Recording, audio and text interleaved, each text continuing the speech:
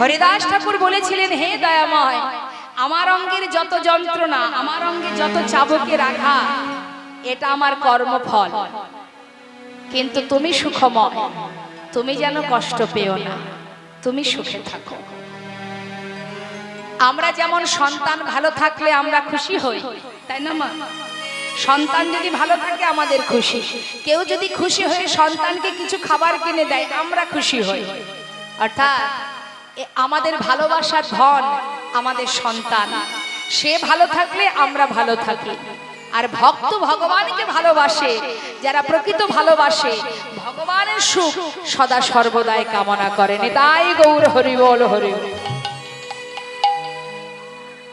এটা ভক্তেরই চাওয়া, ভক্ত এটাই চায়। আজ সুদামা আর কানাই দুইজনে এক গাছে উঠে বসেছে, গাছের ডালে বসে বসে অপেক্ষা করছে কখন বৃষ্টি বন্ধ হবে, তারপরে বোঝা মাথায় করে ঘরে ফিরবে।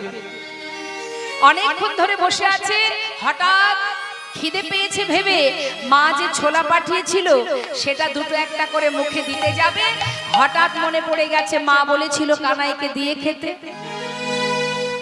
কানাইকে দেব কি করে, সে তো নিচের ডালে বসে আছে।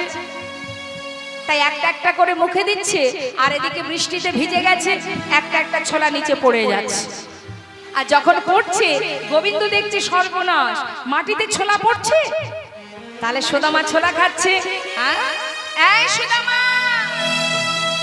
সুদামা, কিরে কানাই? বলছি গুরুমা ছোলা পাঠিয়েছিল, তোর কাছে আছে? দে না, আমার খুব খিদে পেয়েছে। সুদামা বলছে কানাই দাঁড়া দাঁড়া। যেই না আঁচলের দিকে তাকিয়েছে দেখছে একটা ছোলাও নেই। সর্বনাশ, কি বলবো কানাইকে? তাই সত্য কথাটা না বলে মা কথাটা ঘুরিয়ে বলেছিল, কানাই জানিস একটা ছোলাও নেই রে। আমার মনে হয় জঙ্গলে কাঠ পোড়াতে গিয়ে কোনো না কোনো ডালে আমার এই বাঁধনটা খুলে গিয়ে সব ছোলা পড়ে গেছে। নেতায় গৌর হরি। ভগবান মৃদু মৃদু হাসছে আর বলছে, সুদামা রে, আজ যে অপরাধটা তুই করলি তুই জানিস না এর ফল কি হতে পারে। সত্য কথাটা না বলে মিথ্যার ফল যে কি হতে পারে আগামীতেই দেখতে পাবি। আমরা কখনো দেখবেন মা মিথ্যা কথা বলি, মানুষের চোখের আড়ালে অপরাধ করি, ভাবি কেউ তো দেখতে পাচ্ছে না। অপরাধ করলে কি হবে? মানুষের চোখের ফাঁকি দিয়ে তুমি যা খুশি করো, কিন্তু যেমন কর্ম করবে তার জন্য ফলটা রেডি থাকবে। যখন ফল পাবে সহ্য করতে পারবে তো?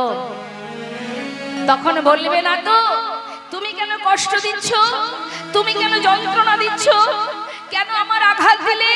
বলবে না তো। তাই অপরাধ করার আগে হাজারবার ভাববে এই যে কর্মটা আমি করছি এর যে ফলটা হবে এই ফলটা তো আমার জন্যই তোলা থাকবে। তখন আবার গোবিন্দের দিকে আঙুল তুলবো না তো। জীবনে টাকা পয়সা হোক, বাড়ি গাড়ি হোক, আমরা অহংকার করি এ বাড়ি আমি করেছি। অনেকে বলে এ বাড়ি আমার করা, এ গাড়ি আমি কিনেছি, এটা আমি করেছি, ওটা আমি করেছি, সেটা আমি করেছি। আমরা বোকার মতো বলে যাই। তুমি কিচ্ছু করার মালিক নও। তোমার কর্মফল ভালো ছিল, তোমার সঠিক পথ ছিল, তাই তুমি গোবিন্দের কৃপায় পেয়েছো। যেদিন তোমার কর্মফল ভুল হয়ে যাবে, যেদিন ভিতরে অহংকার তৈরি হবে, সেদিন আজ যে রাজা কাল সে ভিখারি। মনে পড়ে অযোধ্যার রাজা হরিশ্চন্দ্রের মতো অবস্থা হয়ে যাবে মা।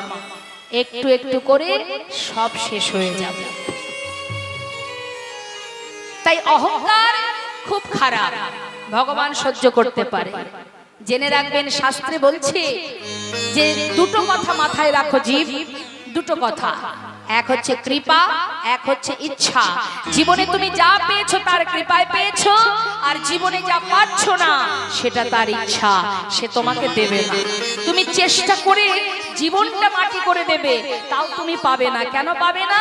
তোমার যতটা বুদ্ধি তার দ্বিগুণ বুদ্ধি তার। কি দিলে তোমার ভবিষ্যৎ ভালো হবে সে জ্ঞানটা তার আছে, আমার নেই। আমরা তো আমাদের জীবনটাই কম্পিটিশনের জীবন। ও যদি 3 তলা বাড়ি করে আমার আর মাথা ঠিক থাকে না, 3 তলা বাড়ি করেছে, আমি এখনো 1 তলা করতে পারলাম না, যে করে হোক আমাকে 3 তলা বাড়ি করতে হবে, সমানে সমানে যেতে হবে।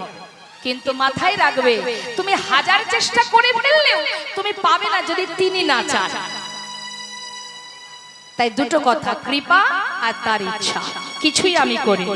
এত অহংকার আমাদের কি করে হয়? আজকে কোন ব্যক্তির 5টা বাড়ি আছে বাবা, ভগবান দিয়েছেন 5টা ঘর আছে, সে দেখবেন বড় গর্বের সহিত বলে আমার তো একটা বাড়ি নয় গো, আমার এখানে একটা বাড়ি, কলকাতায় একটা বাড়ি, বিদেশে একটা বাড়ি, গ্রামে একটা বাড়ি। ভালো কথা। আচ্ছা মা, 5টা বাড়িতে কি সেই ব্যক্তি একসঙ্গে থাকতে পারে? থাকতে গেলে তাকে একটা বাড়িতে থাকতে হবে, তাহলে 5টা বাড়ি বাদ গেল, একটা বাড়ি। একটা বাড়ির পুরো বাড়িটা জুড়ে কি সে থাকতে পারে? তাও পারবে না। থাকতে গেলে একটা বাড়ির একটা ঘরে তাকে থাকতে হবে, তাই তো? আচ্ছা, একটা ঘরের যতটা জায়গা, সব জায়গা জুড়ে কি সে থাকে? কথাগুলো বুঝবেন। অহংকার আমাদের এই জন্য কৃষ্ণ কথা শুনতে হয়, তবেই অহংকার দূর হয়। একটা ঘর যতটুকু বড়, তার মধ্যে পুরোটা ঘর জুড়ে তো আমি থাকি না। সেই ঘরের এক পাশে হয়তো একটা পালঙ্ক আছে, সেই পালঙ্কের এক পাশে আমি ঘুমাই, তাই তো? তাহলে এত কিছু থাকতে আমার জায়গা আমার পালঙ্কের এক ধারে। এখন যদি আমি বলি যে তোমার এক বলতে 5টা বাড়ি, এত কিছু তোমার, তা তুমি এই পালঙ্কটা জুড়ে ঘুমাও? এই যে পালঙ্কটা, এত বড় একটা খাট, এই খাট জুড়ে তুমি ঘুমাও? তখন আপনি হয়তো বললেন হবে না, হবে না, ভাগ আছে, আমি একা শুলে তো হবে না, আরো একজন শোবে। তার মানে একটা পালঙ্কেরও ভাগ আছে। তুমি মন চাইলে ইচ্ছা মতন একটা খাটে পুরো খাট জুড়ে ঘুমাতে পারবে না, সেখানেও তোমার একটা নিয়ম আছে, তোমাকে এক পাশে থাকতে হবে, কারণ অপর ব্যক্তি আমার পাশে ঘুমাবে, তাই তো? তাহলে সেখানেও তোমার অধিকার নেই পুরোটা থাকার। তাহলে 5টা বাড়ি হয়ে তোমার জায়গা কতটুকু? মাত্র 3.5 হাত। নিতাই গৌর হরিবল হরিবল। তাহলে এত অহংকার কিসের? কেন এত গর্ব করব? শাস্ত্রে বলছে তোমার ঘরে তোমার বাড়ি। ভগবানকে বলছে ভক্ত, ও প্রভু, এই যে তোমার ঘরে তোমার বাড়ি, তোমারই খায় তোমার পরি। তোমার ঘর তোমার বাড়ি, তোমারই খাই তোমার পরি। তোমার দেশে ঘুরি ফিরি, তোমার দেশে ঘুরি ফিরি, তোমায় পাই না। বলতে কেন নয়ন ঝরে না? হরি বলতে কেন নয়ন ঝরে না? তোমার টাকা তোমার করি, শুধু আমার আমার করে মরি। তোমার টাকা তোমার করি, শুধু আমার আমার করে মরি। তোমারে তবিল নারী চারি, তোমারে তবিল নারী চারি, তোমায় পাই না। বলতে কেন নয়ন ঝরে না? হরি বলতে কেন নয়ন ঝরে না? একটুখানি কষ্ট পেলে তুমি অমনি এসে ধরো কোলে। একটুখানি কষ্ট পেলে তুমি অমনি এসে ধরো কোলে। মায়ের মতো মায়া ঢেলে, মায়ের মতো মায়া ঢেলে করো সান্ত্বনা। হরি বলতে কেন নয়ন ঝরে না? হরি বলতে কেন নয়ন ঝরে না? তুমি যে মোর কত আপন, আমি খুঁজে পাই না তোমার মতো, তুমি যে মোর কত আপন, আমি খুঁজে পাই না তোমার মতো। শেষের দিনে হে দয়ায় আমার, শেষের দিনে হে দয়াময়, শেষের দিনে হে দয়ায় আমার ফেলে ফেলো না। হরি বলতে তাই বল, হরি বল, হরি বল। হরি বলতে কেন নয়ন ঝরে না, হরি বলতে কেন নয়ন ঝরে না।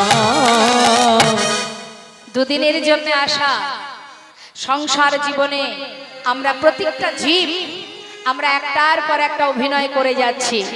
কখনো কারোর স্ত্রী, কখনো কারোর সন্তান, কখনো কারোর মা। এক এক ব্যক্তি একবারে এক জীবনে অনেকগুলো রোল করছি আমরা, কিন্তু যাত্রা মঞ্চের যাত্রা শেষ হলে আমাদেরকে আমাদের যিনি বিশ্বপিতা তার কাছে আমাদের ফিরতে হবে। নিতাই গৌর হরি।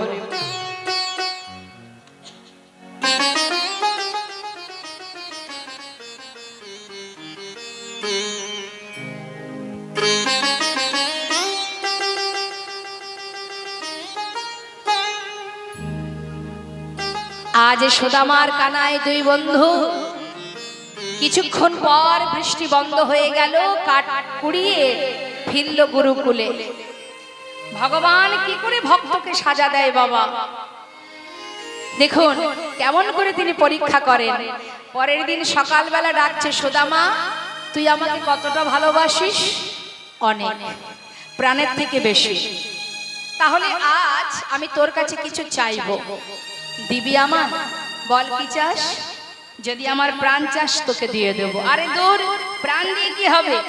রন্ধনশালায় মা নাড়ু করে রেখেছে, আমার জন্য দুটো নাড়ু আনতো দেখি। নাড়ু? আচ্ছা নিশ্চয়ই, দাঁড়া আমি মাকে গিয়ে বললে মা আমাকে দেবে, তোকে দিয়ে দেব। না না, চুরি করে আনতে হবে। তুই যদি আমাকে ভালোবাসিস তাহলে আমার কথা মতো কাউকে বলে আনবি না, চুরি করে নিয়ে আসবি। যেই বলেছে চুরি করে নিয়ে আসবি, সুদামা বলছে কানাই আমি তো গুরুদেবের কাছে চুরি বিদ্যা শিখিনি, আমি যে বেদ অধ্যয়ন করি, আমার বাক্য ব্রহ্ম, আমি মিথ্যা কথা বলতে পারবো না, চুরিও করতে পারবো না। আরে বাবা তুই তো নাড়ু খাবি, এটাই তো তোর কথা, তা আমি যেমন করেই আনি না কেন তাতে সমস্যা কোথায়?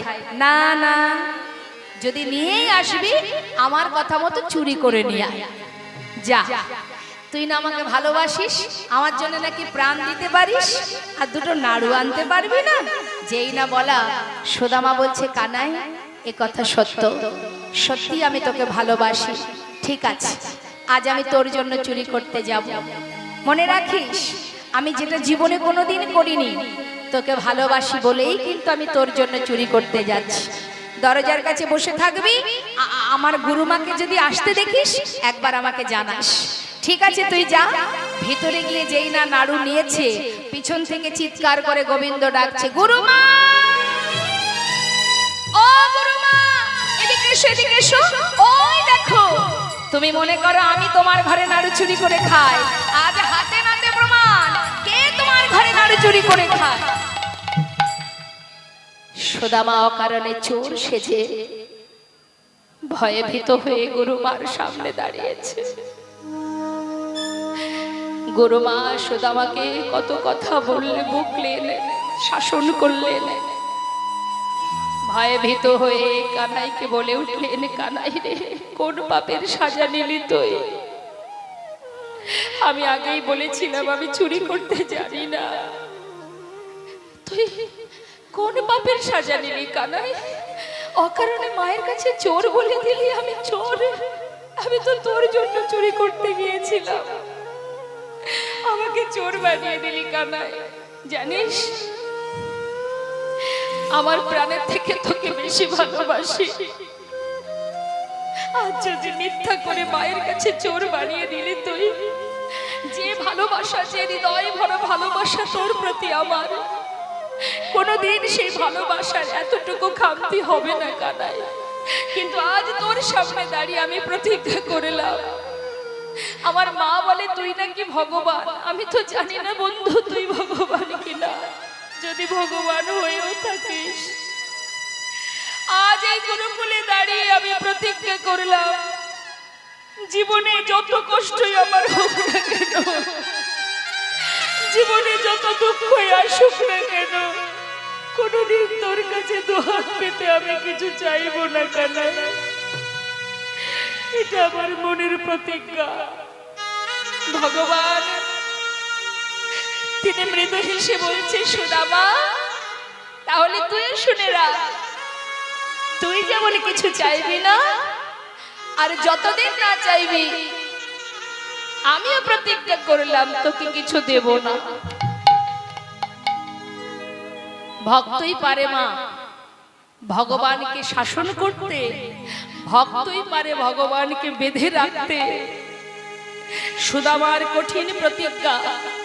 কিছুদিন গুরুকুলে থেকে শিক্ষা সম্পূর্ণ করে যে যার ঘরে চলে গেল, কিন্তু ভগবান আর বৃন্দাবনে ফিরলেন না। সেখান থেকে দ্বারকায় গিয়ে দ্বারকাধীশ রাজা আজ দ্বারকা রাজা হয়ে রাজত্ব করতে শুরু করলেন। সুদামা ফিরে গেল নিজের ঘরে। সুদামার মা বাবা উপযুক্ত বিবাহের বয়স হয়েছে বলে সুদামার বিবাহ দিল। বিবাহের পর সুদামার সন্তান হলো। গর্ব ভরে গ্রামবাসী সবাই সুদামাকে নিয়ে সবাই অহংকার করে। প্রত্যেকটা গ্রামবাসী তারা গর্বের সহিত বলে, সুদামা আমাদের পাড়ার গর্ব, আমাদের গ্রামের গর্ব, আমাদের এলাকার গর্ব। সবাই খুশি সুদামাকে নিয়ে, কারণ সুদামা মস্ত বড় পণ্ডিত।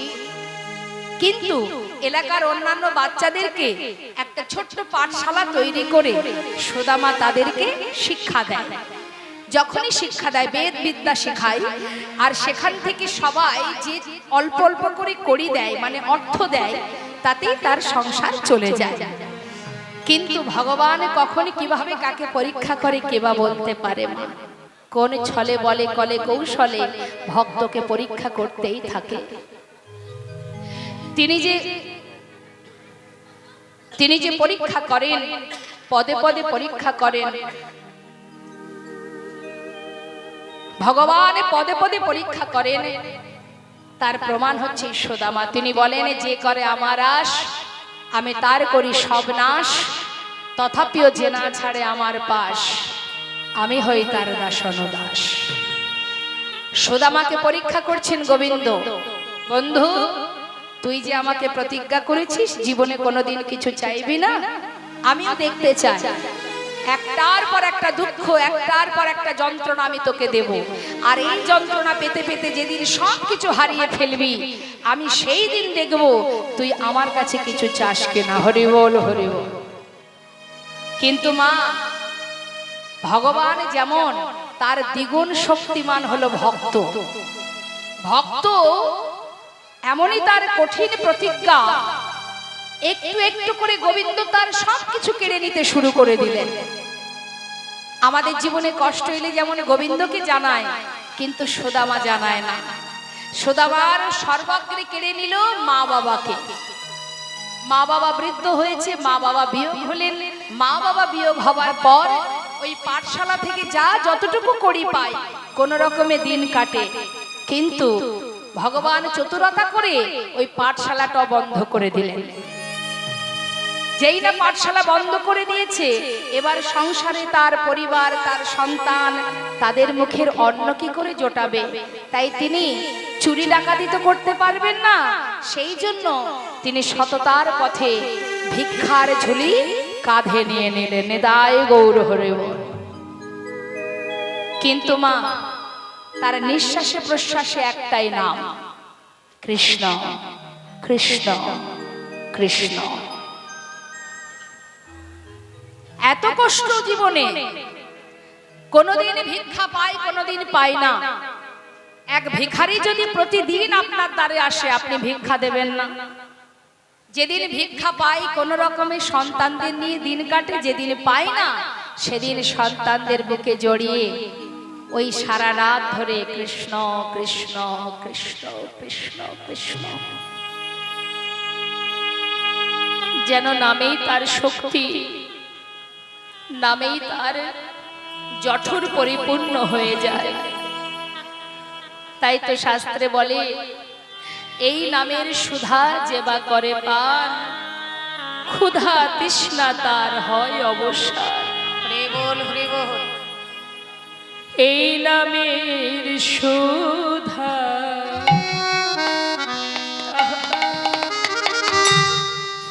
যেবা করে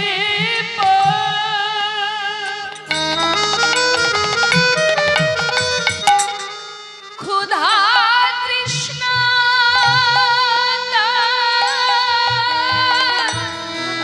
হয় অবসান।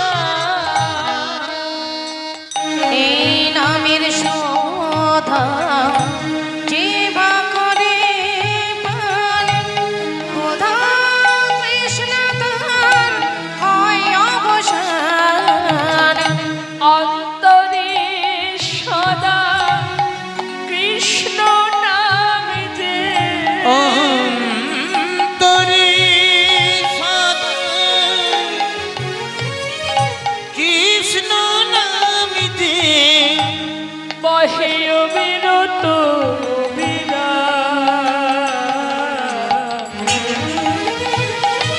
সুধা মাখা এই না কৃষ্ণ কেশব কৃষ্ণ কেশব সুধা মাকা এ নাম হরি নাম মধুমাকা এ নাম। ভগবান কৃষ্ণচন্দ্র দ্বারকায় বসে বসে ভক্তকে পদে পদে পরীক্ষা করে যাচ্ছে। ভক্ত যেমন কাঁদে, ভগবানও কাঁদে। তিনি সিংহাসনে বসে বসে বলছে, বন্ধু একটু একটু করে তোর জীবনের সব কিছু কেড়ে নিলাম, তবু তুই কেন একটিবার ঘর ছেড়ে একবারের জন্য আমার কাছে কিছু চাইছিস না? সুদামা, পিতার সম্পদ বলতে যা ছিল সব শেষ হয়ে গেল। সব কিছু হারিয়ে সন্তান স্ত্রী সবাইকে নিয়ে একটা গাছের তলা সার করলো।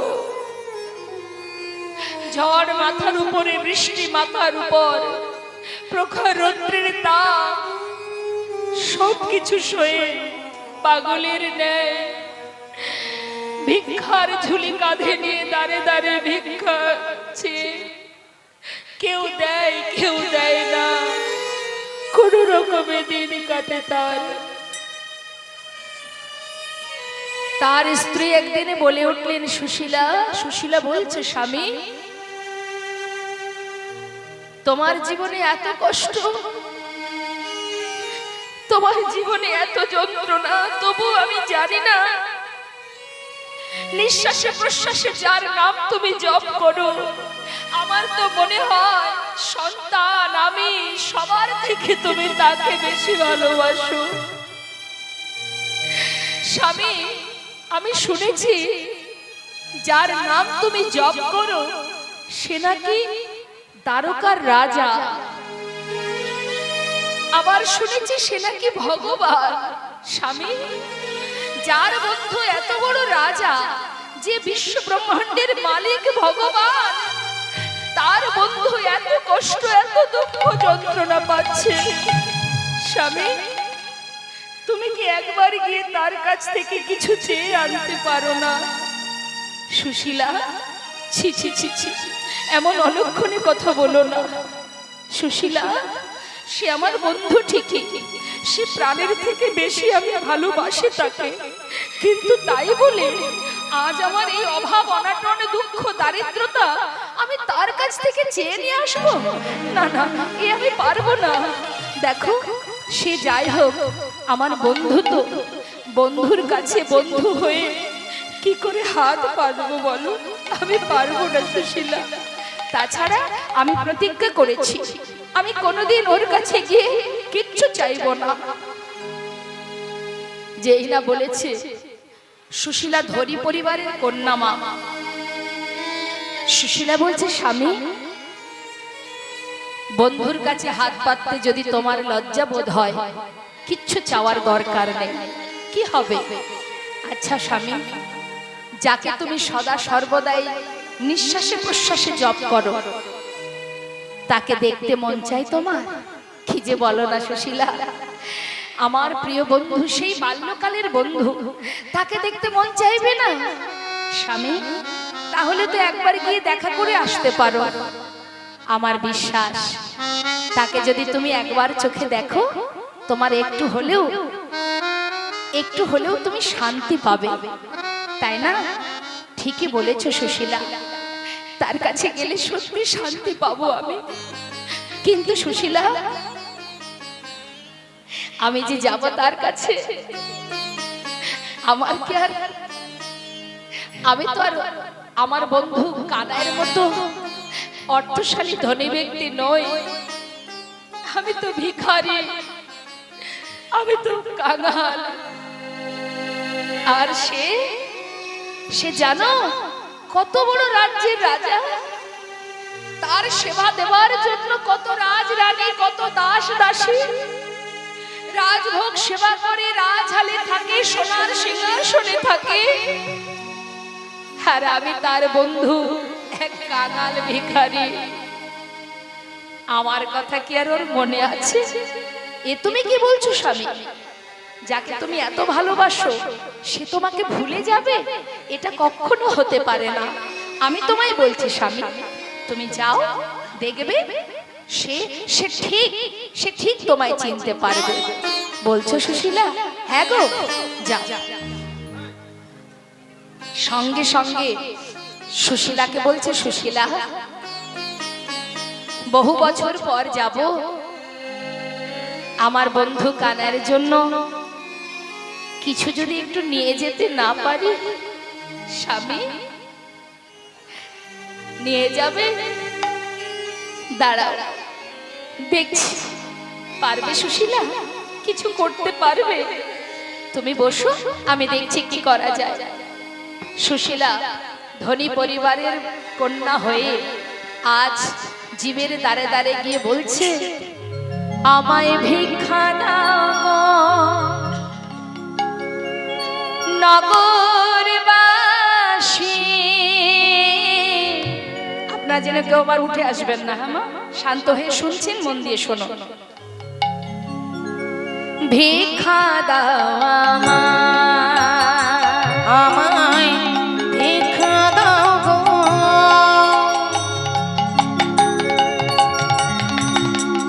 নগরবাসী, ভিক্ষা দাও আমায়, ভিক্ষা দাও গো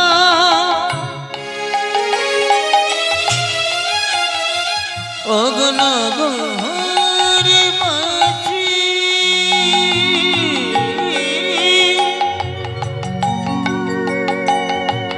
ভিক্ষা দাও আমায়।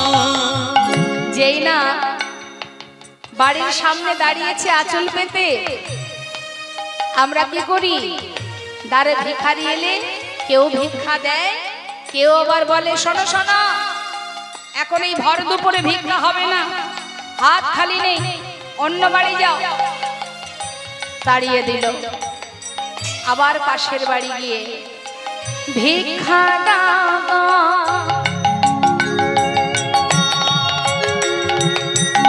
নগরবাসী, তোমরা ভিক্ষা দাও আমায় ভিক্ষা দাও গো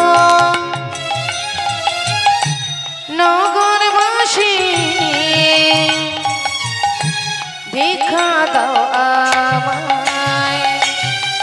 সে বাড়ির মানুষগুলো দরজা বন্ধ করে দিয়ে জানালা দিয়ে বলে উঠলো, এই শোন শোন, একে যেন কোথায় দেখেছি মনে হচ্ছে। কেউ?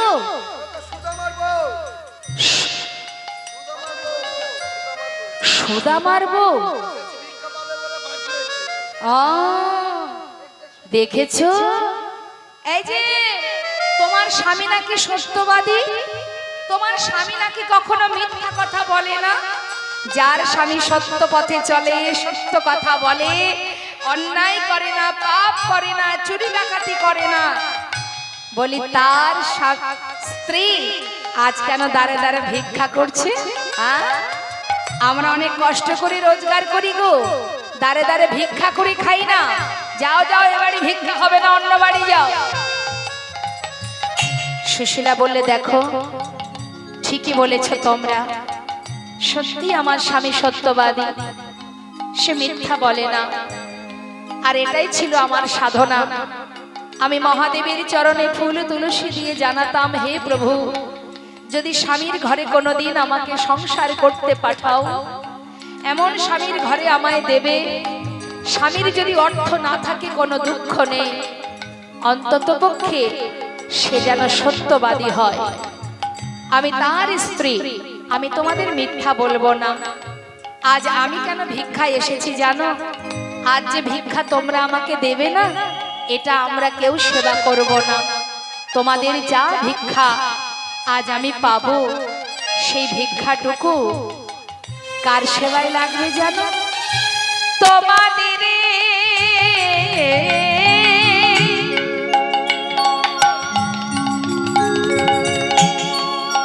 তোমাদের ভিক্ষার দ্রব্য পাবে সে মরা। তোমাদের ভিক্ষা দ্রব্য পাবে সে মরা। তোমরা ভিক্ষা দাও আমায়, তোমরা ভিক্ষা দাও গো নগরবাসী। ভিক্ষা দাও আমায় একবার, ভিক্ষা দাও আমায় একবার, ভিক্ষা দাও আমায়।